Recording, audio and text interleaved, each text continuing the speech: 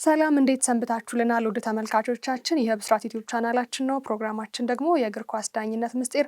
ለዛሬም የተለያዩ ሀሳቦችን እያነሳን ከእናንተ ጋር ጥሩ ቆይታ እናደርጋለን። እንደ ሁልጊዜው የካፍ ኢንስትራክተር ሽፈራው እሸቱ ፕሮግራሙን በማዘጋጀትና በማቅረብ ከእኛ ጋር ቆይታን ያደርጋሉ። ፕሮግራሙን እየመራው ከመላ የስቱዲዮ ባለሙያዎች ጋር በጋራ ቆይታን የማደርገው አዲስ መሐመድ ነኝ። አብራችሁን ቆዩ።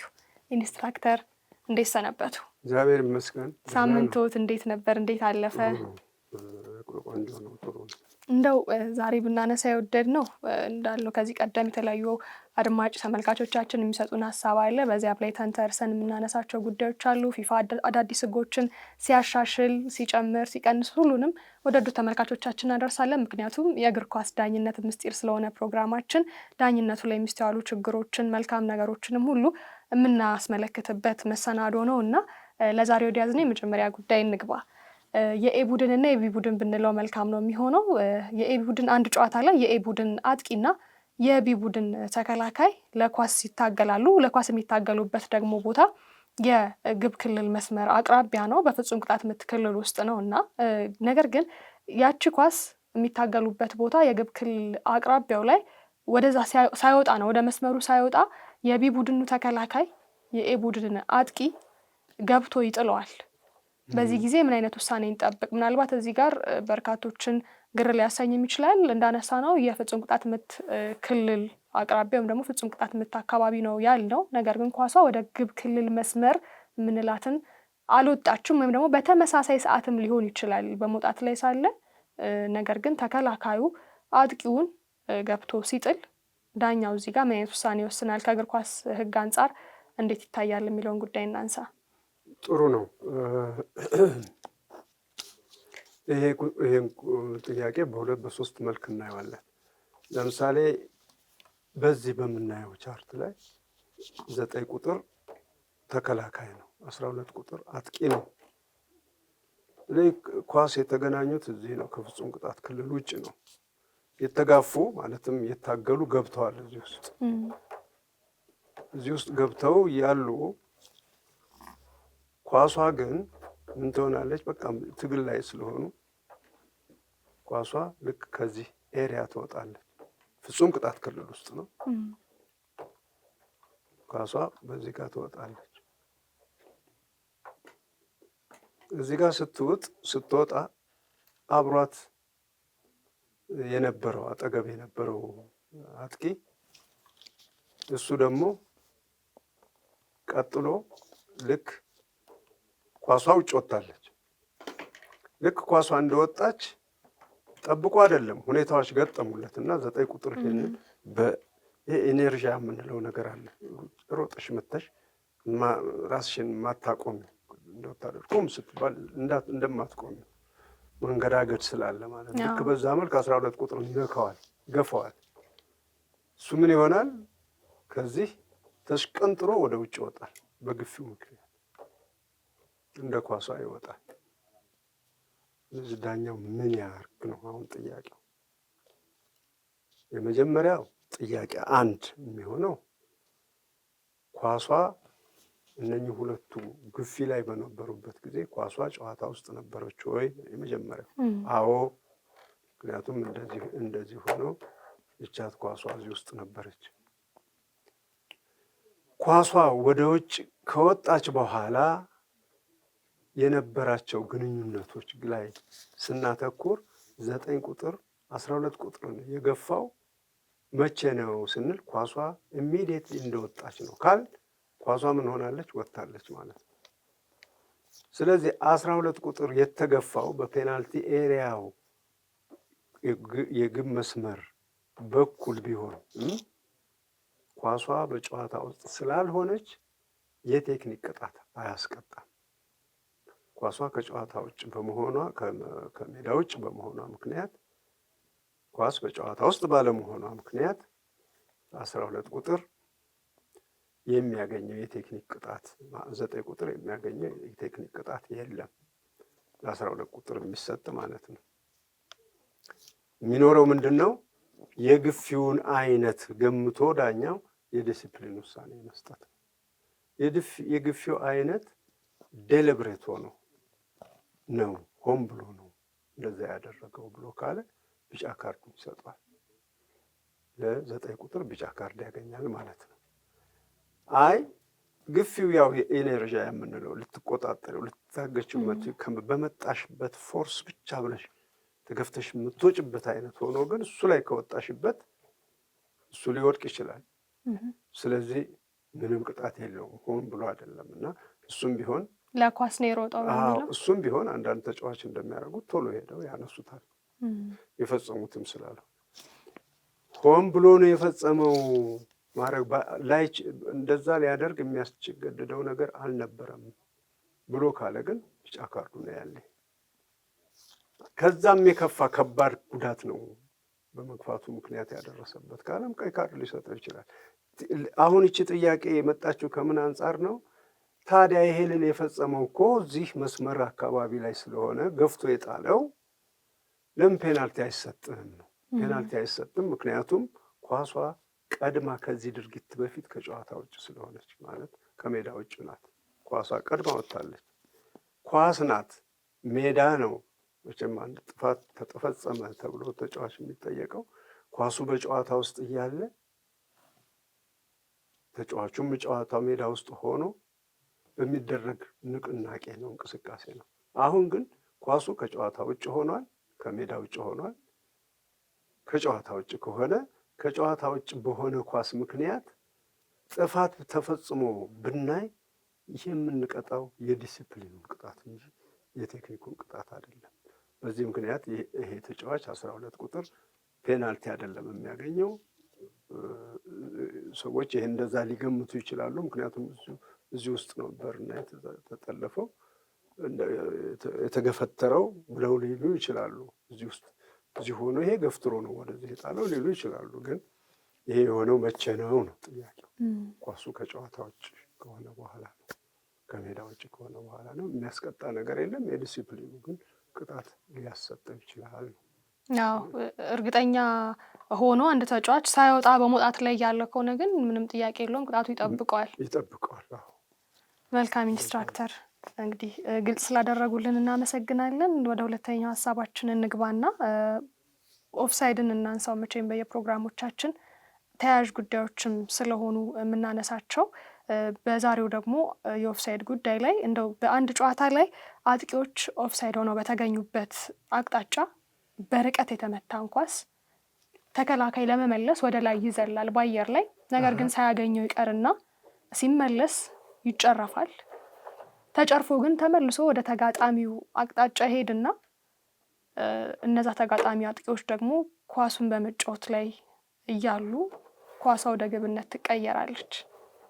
ይቻላል ወይ?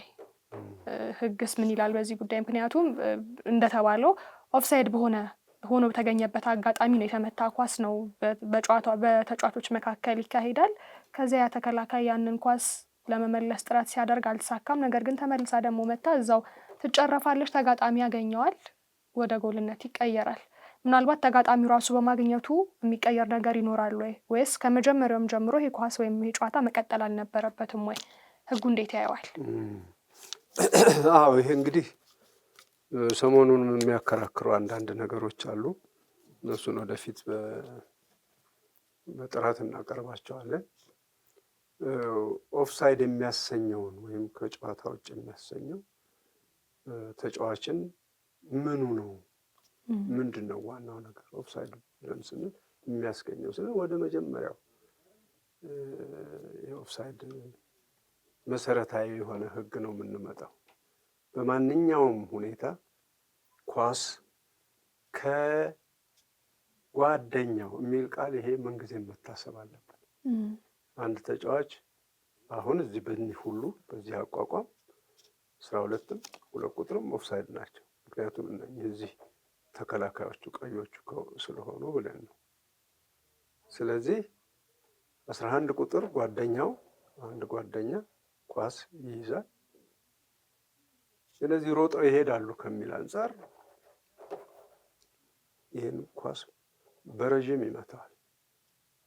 አሁን ትልቁ ጥያቄ ኳስ ከጓደኛው ሲመታ ማለት እና ወይም ሲሰጠው ኳሱ ሲነካ ገና ለሱ ታስቦ ነካ ካረገ ኳሱ ወይም አስቦ አሰላስሎ መትሮም የሚያቀብል ከሆነ ለማለት ነው። ኳሱ ገና ከእግሩ ሲመታ ወይም ሲነካለት የነበረበት ቦታ ነው የሚለው።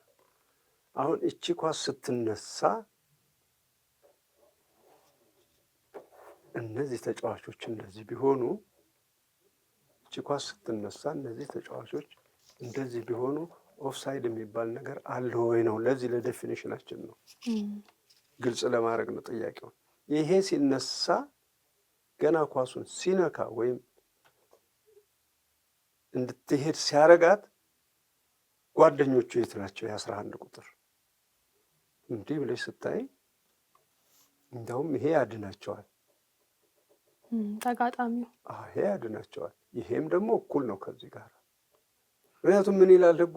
እኩል መቆም ከሆነ ከመጨረሻ ሁለተኛ ተከላካይ ጋር በኦፍሳይድ አያስጠይቅም፣ መጫወት ይችላሉ። ስለዚህ 7 ቁጥርም 2 ቁጥርን ጋር በመቆሙ ወደዚህ ባለመግባቱ ምክንያት 2 ቁጥርን ነፃ ኦፍሳይድ ነው ሊያሰኘው አልቻለም። እኩል ነው ይሄ የቆመው። 12 ቁጥር ግን እሱም ቀድሞ ስለሆነ ያለው 9 ቁጥር አድኖታል እሱ።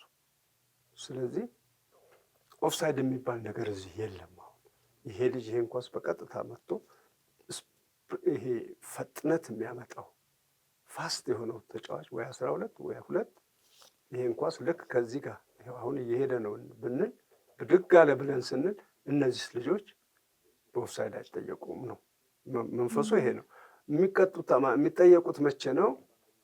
ይሄን ኳስ ይሄ ገና ብድግ ሲያደርግ የነበሩበት ቦታ ነው የተባለው። ለምን?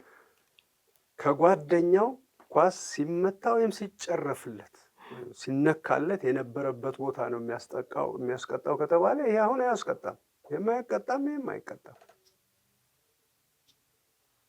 ለምን? ይድናሉ፣ ጓደኛቸው ነው፣ ይድናሉ። አሁን እንዳይድኑ የሚያደርጋቸው ግን ይሄም ወዲህ መጣ፣ ይሄም ወዲህ መጣ። ይሄ ጓደኛው ይሄን ኳስ ሲመታ ለ12 ቁጥር ወይም ለ2 ቁጥር አንዱ ዘሎ እንዲመጣ ብሎ ሲመታ ይሄዚህ ኳስ ሲገጭ የነበረበት ቦታ ይሄና ይሄ የነበሩበት ቦታ በራሱ ያስቀጣል። የነበሩበት ቦታ ክላሲካል ነው። የኦፍሳይድ እንትን እንዲህ ራሱን የቻለ እንትን ነው እና ይሄ ሲነካው ግን ይሄን ኳስ ነካው። ከጓደኛው አይደለም የመጣለት። ማነው ከጓደኛው ለዚህ ለቢጫው ሲመጣለት 9 ቁጥር ግን ስራው ነውና ብድግ ብሎ በቴስታ ለመጫወት ሞከረ። በትክክል አልዘለለምና ከሱ ጭንቅላት በኋላ ኳሱ ምን ሆነ? እዚህ ጋር ልክ ሲመጣ እዚህ ጋር አረፈ። እዚህ ጋር አረፈ። ይቺ ያረፈችዋ ኳስ ቀጥታ ነጥራ ወደዚህ ወደ 12 ቁጥር ነው የምትመጣው። ቀጥታ እዚህ ጋር ነጥራ እዚህ ጋር ነው የምትመጣው። እዚህ ጋር ስትነጥር ግን የ12 ቁጥር ኳሱን ከማን አገኘ ነው? ከተጋጣሚው ነው ያገኘው። አየሽ፣ ሰውን እንግዲህ የሚያሳስተው ይሄ ነው። አሁን ፋይናሊ ያገኘው ይሄንን ኳስ ከተጋጣሚው ነው። ህጉ ምንድን ነው የሚለው? ኳሱ ከተጋጣሚው ማነው ከጓደኛው ሲመታለት ወይም ከተጋጣሚው ሲመጣለት የነበረበት ቦታ ነው የሚያስቀጣው ነው። አሁን ግን ከሱ አለፈና ይሄ ኳስ እዚህ ጋር ሲደርስ መጨረሻ የተጫወተው ይሄ ነው፣ ተጋጣሚው ነው ወይም ተከላካዩ ነው። ከሱ በኋላ ኳሱ ነጥሮ ወደዚህ መጣ እና ይሄ ልጅ ኦፍሳይድ ነው ኦፍሳይድ አይደለም የሚል ጥያቄ ነው። እንግዲህ አሁን ምርመራ የምንገባው 9 ቁጥርን ኳሱን በጭንቅላቱ ሲገጭ በምን እሳቤ ነው የቀጨው ብለሽ ነው። ምን አሁን ጥያቄው ይሄ ነው። በቃ መልሱም የሆነው ለማምጣት 9 ቁጥር በምን እሳቤ ነው ይሄንን ኳስ የተጫወተው? ዴሊብሬት ወይም ሆን ብሎ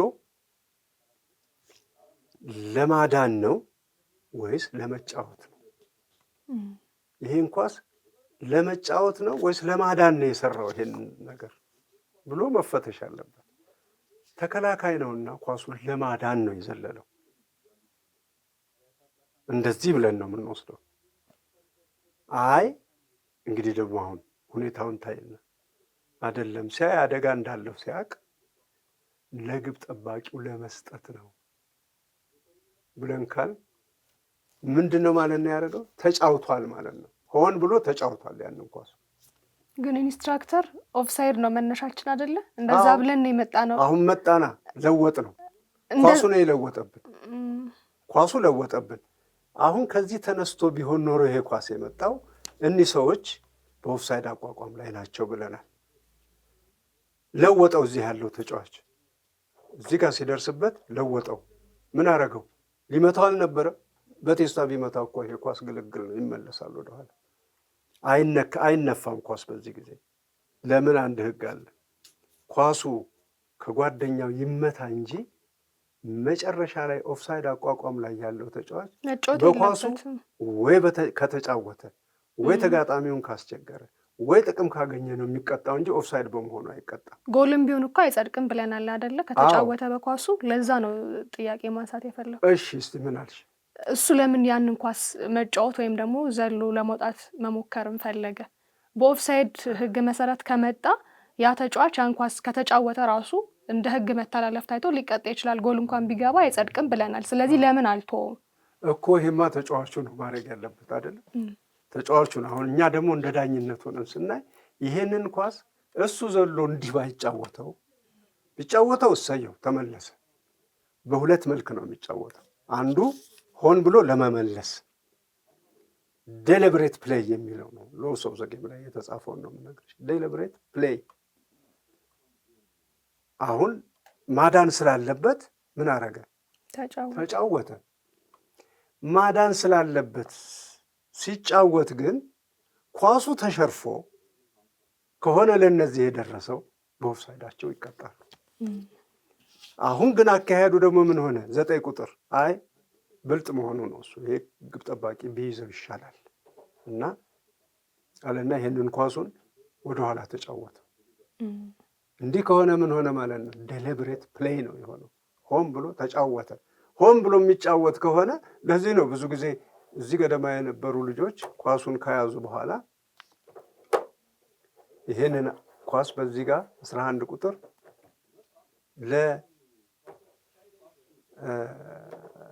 ነው 9 ቁጥር እንዲህ ጭንቅንቅ ሲልበት ምን ያደርጋል? ኳሱን ግብ ጠባቂ አንተ ምታ ይልና ይሄንን ኳስ ጓደኛው ነው እኮ ስለዚህ ጠጋ ካረ በኋላ በረዥሙ ይመታዋል ይሄን ኳስ። ይሄ በርቀት እንዲመታው ማለት ነው።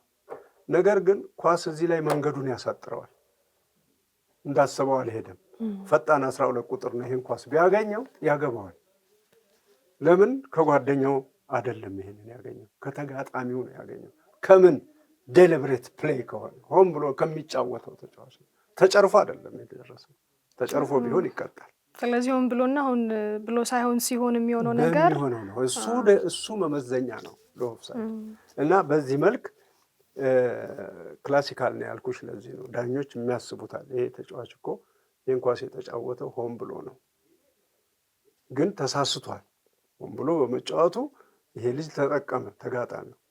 እኔ ተሳስቶ አይደለም እየተጫወተ ነው ብዬ ልልለትና ላድነው አልችልም። ያለ ቆራጥ ዳኛ ደግሞ ይቀጣዋል ማለት ሳይቀጣው ግቡን ያጸድቅለታል። እና ስለዚህ 3 አንኳር ነገሮች አሉት። ከጓደኛው ነው ወይ የደረሰው? አንድ ጥያቄ ነው። መቼ ነው የደረሰው? በቀጥታ ነው የደረሰው? ተጨርፎ ነው የደረሰው? እየተጫወተ ሆን ብሎ እየተጫወተ ነው ወይስ ሆን ብሎ ፓስ ሲያደርግ ነው? ያዝ ግብ ጠባቂ ብሎ ሲሰጠው እዚህ ኦፍሳይድ የነበረ ተጫዋች እዚህ ጋር የነበረ ተጫዋች አመለጠው፣ በቃ አለቀ፣ ያገኛል። ይሄ እንኳን ሳይዘው በፊት 12 ቁጥር ሲሰጠው ይሄ እንኳን ሲይዛለሁ ብሎ ከመጫወቱ በፊት ነው 9 ቁጥር ከመጫወቱ በፊት ይሄንን ለዚህ ሰጠው ሰጠው ስንል እሱም ሳይዘው ኳሱ እንደዚህ ብሎ እዚህ ይደርሳል።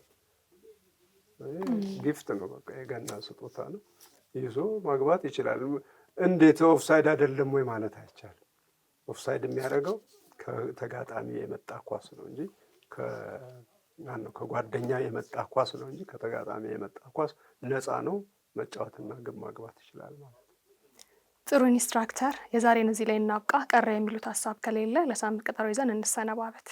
አይ ምንም የለም፣ ጥሩ ነው። ይሄንን የኦፍሳይድ ነገር ብንደጋግመው ሌላው አሁን ደግሞ ትንሽ ቆየት ቢባል ሌላ ሀሳብን ታመጫለሽ። የግድ ነው። በየጨዋታው የተለያየ ሀሳብ ስለሚነሳ የኦፍሳይድ ጉዳይ እኛም ማቅረባችንን እንቀጥላለን። ውድ ተመልካቾቻችንም እሱም ጥያቄ ካላቸው እየጠየቁ ማስታወሻ መስጠት ይችላሉ። መልካም ኢንስትራክተር፣ ስለነበረን ቆይታ እጅግ አድርገን እናመሰግናለን። ውድ ተመልካቾቻችን በብስራት ዩቲዩብ ቻናል ላይ ብቻ የምታገኙት የእግር ኳስ ዳኝነት ምስጢር የዛሬው መሰናዶ ይህንን ይመስል ነበር። ሳምንት በሌላ ጥንቅር እንገናኛለን። አብራችሁን ስለነበራችሁ እጅግ አድርገን እናመሰግናለን። እስከ ሳምንት ቸር ቆዩልን።